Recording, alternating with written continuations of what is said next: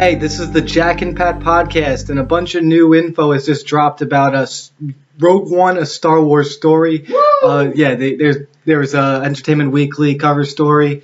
Like Disney gave them the rights to drop all this information, character details, and Darth Vader is confirmed. Yes, Darth Vader is confirmed for Rogue One. We got a character tie-in from the animated series The Clone Wars with Forrest Whitaker's character. They probably wanted to get this out there because a month or so ago, there was a leak of the Rogue One visual dictionary that's going to come out after the movie. So I think they just want to get everything out in the open.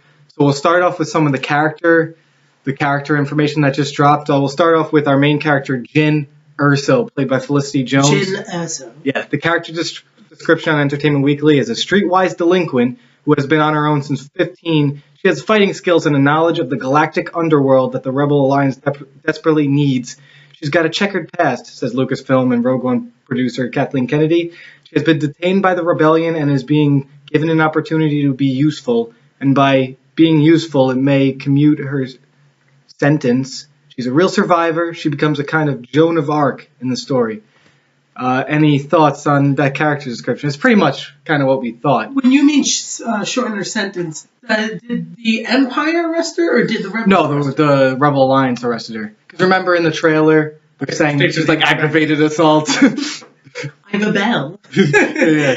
Yes, sir. I think she sounds. I don't know too much about this actress. What's her name? Felicity Jones. Felicity She Jones. was in The Amazing Spider-Man 2. She played Black Cat. I never saw The Amazing Spider-Man 2. Good for you. I wish I could erase it from my memory. She seems like a pretty good actress. She is. She was in this movie like crazy. It was really good. It's actually an actor who was in it who just died. So Anton, check whatever his name was. I don't want to base off her entire acting career off of a short 2-minute trailer, but it seems like she played. No, she is. Oh, she was in the Stephen Hawking movie, Theory of Everything. Sorry. Wow. I'm sorry. I'm sorry. No, she's really good in that. She's one of my favorite actresses. But based off of what short amount of time we've seen her, it definitely seems like she fits the role of a Star Wars character. Yeah. So that'll be fun to see what happens with that. My phone went off. I don't know if any of you guys could hear that, but I will definitely turn that thing. I will turn it off. Be courteous during the film. But, not a film, you idiot. The podcast. I hate you. I hate him. Anything else to say about her? Well, I'm just excited to see what she has in store. Yeah, this seems like what we thought from the trailer and everything. It's no new information. She was actually the character we knew the most about. So all this stuff makes sense. I'm interested about the Joan of Arc thing. So that's does that mean she's burned at the stake at the end of the movie? So we'll see. Now on to our next character, played by Diego Luna, Captain Cassian Andor of the Rebel Alliance. Andor is by the book Rebel Alliance officer brought in to steady the volatile Erso, but he's no square. He's committed, steady, and practical, and has seen more than his share of combat. He conveys a fair amount of experience and the reality of what it's like to do this every day, to try and figure out how to resist the Empire effectively and intelligently, says Kiri Hart, Lucasfilm Chief Story Development. It's not easy.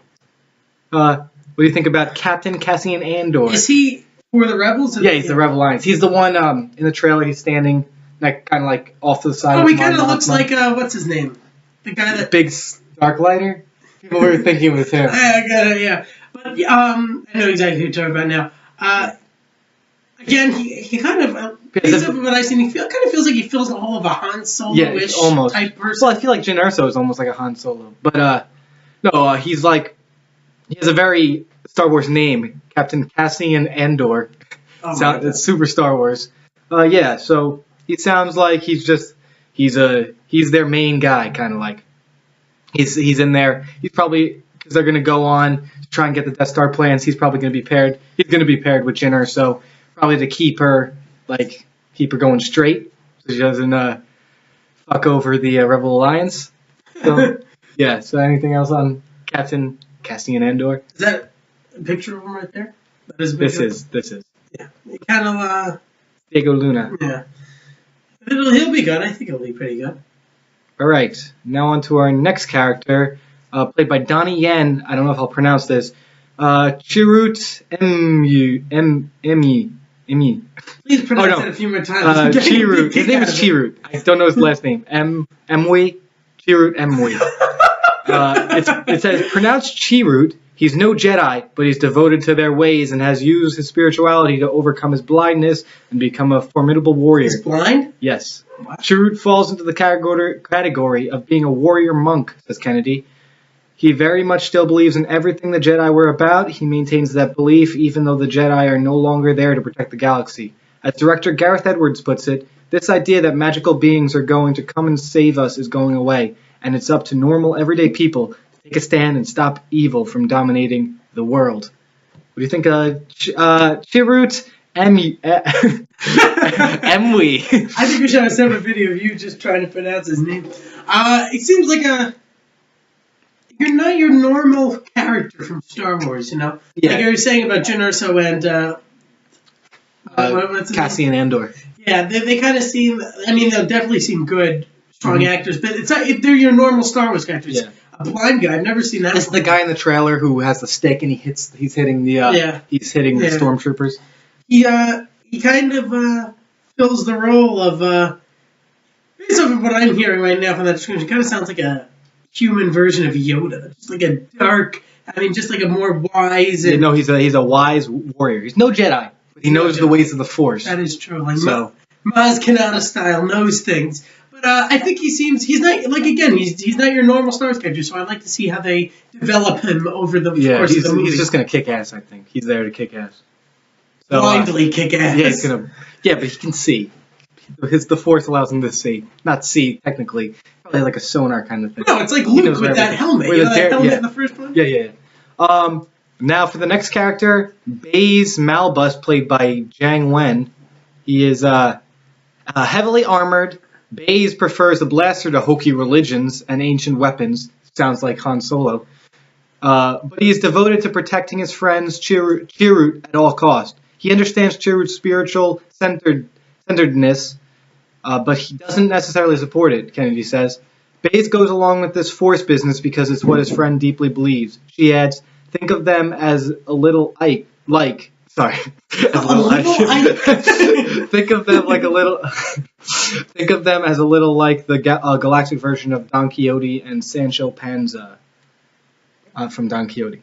Mm-hmm. So, what do you think of Baze Malbus? He's in it for his friend. He sounds like Han Solo does in A New Hope, where he's like, I've been to the galaxy and I've been here and there, and Blaster can take out a lightsaber any day.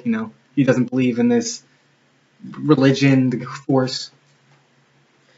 I believe the word that Han Solo uses to describe the Force is mumbo jumbo. Mm-hmm. But yes, that's. But if you look at this character, he kind of has those long, dark-haired dreadlocks. I think he'll fill the role of Chewbacca a little bit. He'll be Han Solo's little sidekick. But I think, again, he's not your normal Star Wars character, which is another reason. When I first heard that Star Wars was being bought out by Disney, I thought it was, great, Disney. They're going to totally make it even more childish and more not like Star Wars. No, I think they did. I think so far Disney's doing a great job by introducing more characters, people of different, people like characters, female characters, and racial characters. Racial diversity. I really like that. I think. Yeah, well, now, because China, Star Wars isn't that big in China, and this movie has two. Well, Donnie Yen is a huge star in China, so they have two Chinese people in the movie, so that'll definitely bring in a lot of people from other countries. Yeah. So Disney's been a really good job with that. I think they did a great job of hiring this guy. I think he'll do a pretty good job. I've never seen any movies, so that'll do it for what's his name, Baze Malbus. Now let's move on to Bodhi Rook. Never heard of him. Bodhi is this rebel squad's lead pilot. He tends to be hot-headed, but any abrasiveness is overshadowed by his skills in the air and the void of space. He flies a lot of cargo, one of his key jobs, Kennedy says, and he tends to be a little tense, a little volatile, but everyone in the group really relies on his technical skills. Okay, so basically he's the pilot guy, so he's the Wedge Antilles. Yeah, there's not much to talk about with this guy. You want to just move on? Well, played by Riz Ahmed. Hopefully he'll fill the role of Wedge Antilles. Yeah. More Antilles than in the old movies, but I think I don't know. Yeah. Not too important. Our next character is a droid played by Alan Tudyk, K2SO. This towering, powerful security droid is described by Edwards as the antithesis of C-3PO. In other words, he's tough, confident, not especially interested in human/cyborg relations, and the complete opposite of neurotic fuzz budget. K2 is a little bit like Chewbacca's personality in a droid's body, Edwards says. He doesn't give a shit about what you think. He doesn't fully check himself before he says things and does things. He just speaks the truth. Like Jin, he's also seeking a bit of redemption for past wrongs. Droids, too, can have regrets. I think he's a former Imperial droid, so I think he's turned the tides. So yeah, I think he's motion capture. I think he reminds me of a person that I know in my friend group who doesn't give a crap what people think and just says whatever's on his mind. And he goes by. Should I just say his name? Nobody listens to this shit anyway. I don't know who you're talking about. I'm going by the name of Ryan Harrington. Oh, okay. But anyway, the droid, the picture, he kind of looks like those medical droids. You know, the droids that are in Rebel Alliance that help Luke after he's hit by that disgusting creature, that very bad puppet abomination of a snow creature. Mm-hmm. But he looks pretty cool. I like they're making droids have more. Yeah, Wampa. They're making him have more. Again, this droid has more personality, which is pretty cool. We didn't see a lot of that. I mean, don't make me get started with CTV. He's the most annoying character. What you're saying? He's not in. Oh my God! When The Force Awakens? No. I'm just like in The Force Awakens. We had BB-8. Yeah, BB-8. He doesn't talk, but he has a personality. Yeah. Now we have a talking droid. I mean, I'm sorry, I just don't like talking droids. C-3PO is probably one of my least favorite characters in Star Wars. And I think a lot of people may think he's a little bit annoying. But, again, I'm giving Disney hope. I have a feeling it won't be like that. And if it's not the case, the same as C-3PO, I think it'll be a very cool character to have around the set. Yeah. All right, next we got Galen Erso, Jin's father. Is it Lando? Yeah, no, it's played by Mads Mikkelsen.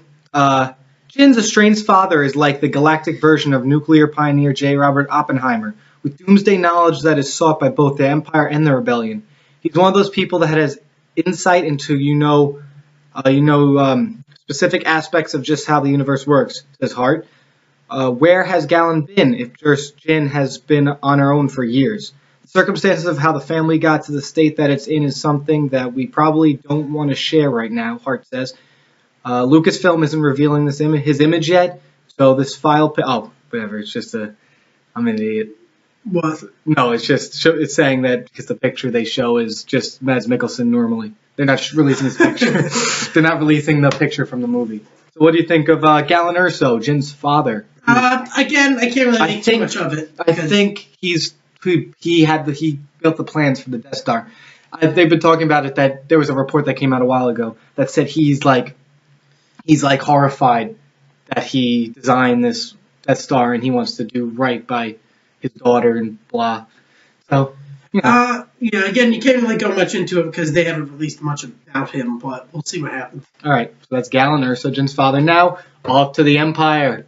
Oh my God, how many more characters are left? There's 2 more. Oh, okay. And Darth Vader.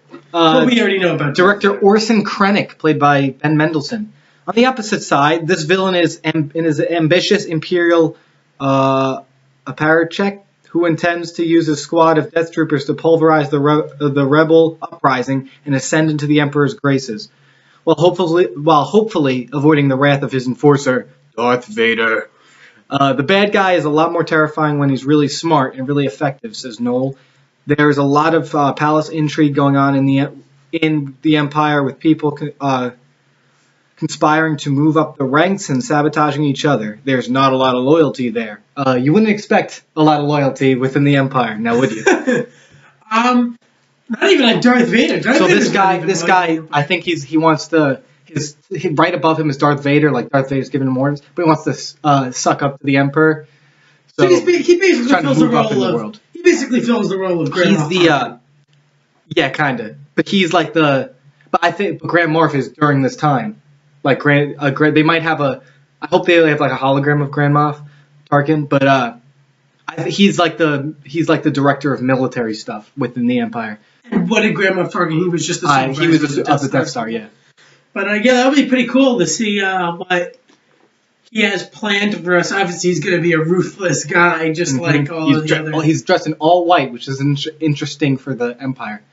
All white with a white cloak. He kind of feels that role of that. Did you ever watch G.I. Joe when you were younger? Yeah. You know the white guy that he's. Yeah. But anyway. Don't bring G.I. Joe into Star Wars. I definitely feel like he'll be a good guy. And then there's one more character that actually has ties to the Clone Wars series, played by Forrest Whitaker. Oh, I love him. Now, his name is Saul Guerrera, a figure with a surprisingly deep background in the galactic history. Here it says, the warrior seen in the Rogue One trailer asking if you continue to fight, what will you become? It was actually first seen in Season 5 of the Clone Wars animated series when he was a young man on the planet Onderon, unleashing guerrilla combat on the droid army of separatists who took over his world. Along with his sister Stella, he fought alongside Darth Vader back when the Sith Lord was just an impetuous young Jedi named Anakin Skywalker. In the episode A War on Two Fronts, which aired in October 2012, Saw and Stella were part of an insurgent group being unofficially trained by Anakin, Obi-Wan Kenobi, and Padawan Ahsoka Tano. Well, alright, yeah. So, that's interesting. Finally, they're connecting the canon, like all the other stuff, with the movies, which I think is awesome. Is he a good guy though? Or Yeah. No, he fought with the Jedi. So he's a good guy. Yeah, in the Clone Wars. I got to go back. I haven't seen I watched the Clone Wars. I haven't seen it in a while now, so I'm probably going to go back and watch those episodes and just before I see Rogue One, just to like soak it in, so I know that character when I go into it. Saul Guerrera, what's his name? Yeah, it's played by Forrest Whitaker. His name is Saw. It seems like I don't know. Again, we don't know too much about it, other than he was in Clone Wars series, which I, believe it or not, I never saw it. Yeah. I never saw the cartoon. Well, I saw the animated series that happened right after. Yeah, the 2003. Yeah. That wasn't, the new one is way better. Yeah, and actually, Star Wars Rebels is really good. So I've never seen Rebels yet on Disney XD. Mm-hmm. But, again, I love Forrest Whitaker. I think he's a really, really good actor. Yeah. So that'll be interesting as they're connecting those worlds. Now, lastly, what are your thoughts about them finally confirming Darth Vader? I'm super excited. Me too, but I have a feeling he won't be. No, he's not going to be a huge part. No. I just want to see him like killing some rebels, just like on the battlefield, moving so fast. And I hope they show him how he got injured or something, so why he isn't so fast in A New Hope when he goes. He has no legs, first of all. He has no actual legs. You are part of the Rebel Alliance and a spy. Take her away. He has no legs. He has one arm. Did he get both arms? Because one was already cut off. And lava probably melted off his dick and his flesh. So there's not a whole lot left of him. No. But maybe he got some mechanical. Yeah. It'll be interesting to see what they do with him. Hopefully, I'm still counting on maybe we'll see a tiny bit of Darth Sidious. Probably not. Emperor. They might have a hologram form. Yeah, hologram form. One. But we'll see what happens with that. Yeah, all right. That'll do it for the Jack and Pat podcast. Us talking about Rogue One character details dropping in the EW story. You can follow us on Twitter at JackPat Podcast. Like us on Facebook like us on Facebook at facebook.com/the Jack and Pat Podcast.